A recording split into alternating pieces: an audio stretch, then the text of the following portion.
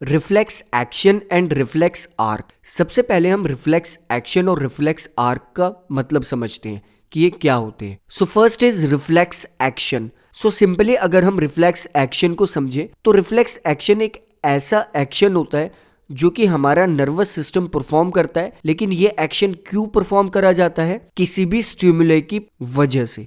For example, अगर आप किसी गर्म चीज को टच करने के बाद अपना हाथ वहां से एकदम से हटा लेते हैं तो इसका मतलब आपकी नर्वस सिस्टम ने बहुत जल्दी एक एक्शन लिया with in the fraction of a second, और इस तरह के एक्शंस को कहा जाता है रिफ्लेक्स एक्शन, जो कि किसी स्टिमुलाई की वजह से हमारा नर्वस सिस्टम बहुत जल्दी देता है। और रिफ्लेक्स एक्शन एक तरह का ऑटोमेटिक एक्शन होता है जिसमें थिंकिंग प्रोसेस इन्वॉल्व नहीं होता, क्योंकि थिंकिंग प्रोसेस एक टाइम टेकिंग प्रोसेस होता है और दैट्स वाई थिंकिंग प्रोसेस यहाँ पर एक रिफ्लेक्स एक्शन में इन्वॉल्व नहीं होता। रिफ्लेक्स एक्शंस बहुत सारे होते हैं, like coughing, yawning, blinking of eyes, sneezing etcetera. ये सभी रिफ्लेक्स एक्शन होते हैं जो कि हमारे बॉडी का कोई ना कोई ऑर्गन किसी ना किसी वजह से परफॉर्म करता है। इसके बाद अगर हम रिफ्लेक्स आर्क को देखें तो रिफ्लेक्स एक्शन लेने के लिए नर्व इम्पल्सेस ने, यानी कि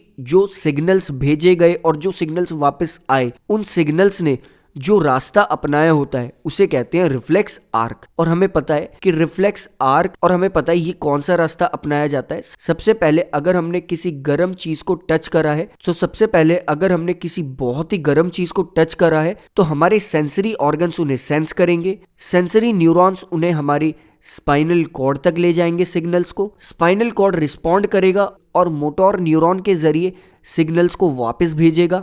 मोटोर न्यूरॉन से वो सिग्नल्स पहुंचेंगे हमारी मसल्स में और मसल्स हमारे हाथ को पीछे खींच लेंगे। सो ये पूरा एक रास्ता होता है जहां से नर्व इम्पल्सेस ट्रैवल करते हैं और वी कैन से वो सिग्नल्स ट्रैवल करते हैं। इसे कहा जाता है रिफ्लेक्स आर्क।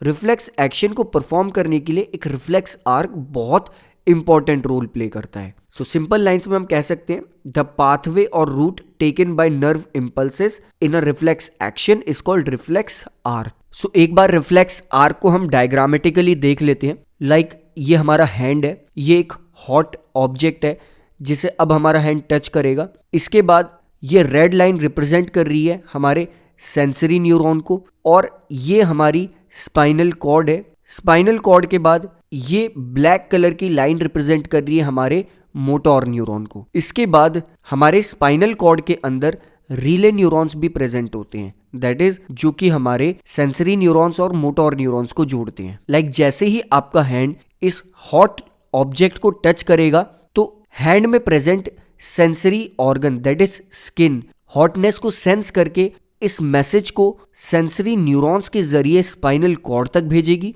स्पाइनल कॉर्ड इस सिग्नल के अकॉर्डिंग वर्क करेगी और यहां से वो एक रिस्पॉन्स तैयार करेगी और रिस्पॉन्स को भेजेगी मोटोर न्यूरॉन के जरिए हमारी मसल्स तक। और एंड में हमारे मोटोर न्यूरॉन्स अटैच होते हैं हमारी मसल्स से और ये मसल्स हमारे हाथ को पीछे खींच लेंगी। सो ये होता है हमारा पूरा एक रिफ्लेक्स आर्क और we can say reflex action का वो पाथ जिसकी वजह से ये रिफ्लेक्स एक्शन कंप्लीट हुआ।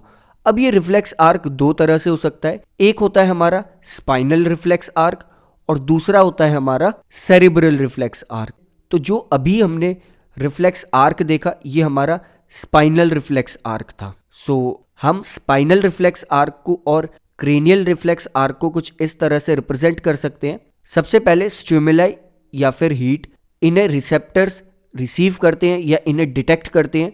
लाइक यहाँ पे हमारे हैंड ने हीट को डिटेक्ट करा था, यानी कि हमारे हैंड में जो स्किन प्रेजेंट थी उसने डिटेक्ट करा था। इसके बाद ये रिसेप्टर्स सेंसरी न्यूरॉन्स के जरिए सिग्नल्स को भेजते हैं स्पाइनल कॉर्ड में। स्पाइनल कॉर्ड से ये सिग्नल फिर वापस आ जाता है मोटोर न्यूरॉन के जरिए इफेक्टर्स पे। इफेक्टर्स वो ऑर्गन होता है जिसे रिएक्ट करना होता है, स्पाइनल कॉर्ड के मैसेज को फॉलो करना होता है। और यहाँ पर हमारे इफेक्टर्स होते हैं मसल्स। मसल्स रेस्पॉन्ड करते हैं और हमारे हाथ को वहां से हटा लेते हैं। और यहीं अगर हम सेरिब्रल रिफ्लेक्स आर्क को देखें जिससे कि हम सेरिब्रल रिफ्लेक्स एक्शन को समझेंगे, तो सबसे पहले हम समझ लेते हैं कि हमारी बॉडी में दो ऑर्गन इंपॉर्टेंट होते हैं जो डिसीजंस लेते हैं। पहला होता है हमारी स्पाइनल कॉर्ड और दूसरा होता है हमारा ब्रेन। तो सेरिब्रल रिफ्लेक्स आर्क हमारे ब्रेन से एसोसिएटेड है कि हमारा ब्रेन कैसे सिग्नल्स को देख के, कि हमारा ब्रेन कैसे सिग्नल्स को रिसीव करता है और उसके अकॉर्डिंग रिएक्ट करता है। अभी आप एक अंधेरे रूम में हैं और बहुत देर तक उस अंधेरे रूम में रहने के बाद आप बाहर आते हैं। तो बाहर आते ही बाहर है बहुत ज्यादा ब्राइट लाइट। आपके बाहर आते ही ब्राइट लाइट एक स्टिमुली की तरह वर्क करेगी। तो आपकी आई यहाँ पर रिसेप्टर्स का वर्क करेगी और रिसेप्टर्स सिग्नल को भेजेंगे सेंसरी न्यूरॉन की हेल्प से ब्रेन तक। ब्रेन फिर एक मैसेज भेजेगा जिसे फॉलो करना होगा इफेक्टर को, और ये मैसेज भेजा जाएगा मोटर न्यूरॉन के जरिए। ये मैसेज आइरिस तक पहुंचेगा। आइरिस अपना साइज छोटा कर लेगा जिसकी वजह से प्यूपिल और ज़्यादा छोटा हो जाएगा।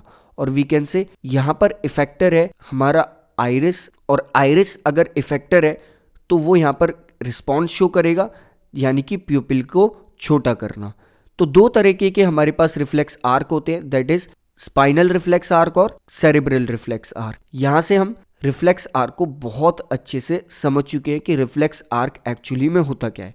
रिफ्लेक्स आर्क सिर्फ रिफ्लेक्स एक्शन का वो पाथवे होता है जो कि रिफ्लेक्स एक्शन कंप्लीट करने के लिए यूज करा जाता है, जिसमें एक रिसेप्टर होता है, एक नर्वस सिस्टम का ऑर्गन होता है, या तो स्पाइनल कॉर्ड होगा या ब्रेन होगा, और एक इफेक्टर होता है जिसमें रिसेप्टर और उस नर्वस सिस्टम के ऑर्गन को जोड़ता है सेंसरी नर्व्स, और इफेक्टर और उस इंपॉर्टेंट ऑर्गन को जोड़ता है मोटोर नर्व्स।